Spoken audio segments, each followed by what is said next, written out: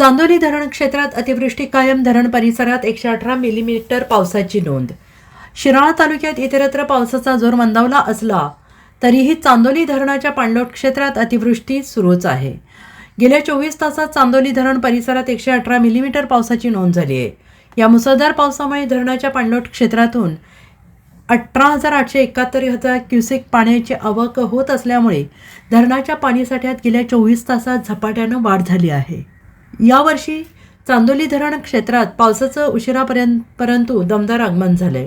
गेल्या 3 ते 4 दिवसापासून जोरदार अतिवृष्टी सुरू आहे. मंगळवारी सकाळी 6 वाजेपर्यंत चांदोली धरण परिसरात पडणाऱ्या पावसाने 668 मिलीमीटरचा टप्पा पार केला. या मुसळधार पावसामुळे वारणा नदीचे पाणी पात्राबाहेर पडलेले आहे. नदीच्या पाणी पातळीवरील कमालीची वाढ होत असून वारणा नदीचे पाणी पात्राबाहेर पडून नदीकाठच्या पोटमळी शिरलेलं आहे. पावसाचा जोर कायम राहिल्यास वारणा नदीकाठची शेती पाण्याखाली जाण्याची शक्यता आहे. त्यामुळे चांदोली धरण प्रशासनाकडून वारणा नदीकडच्या गावाकडील नागरिकांना सावधानतेचा इशारा देण्यात आला आहे.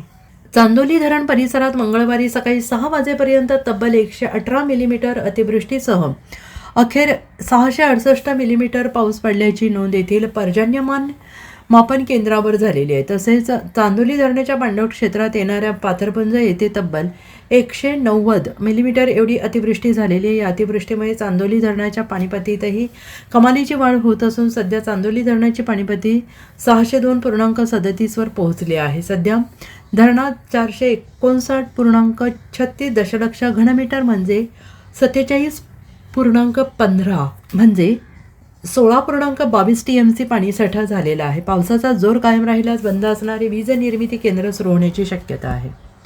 Bureau report SBN Marathi Sangli.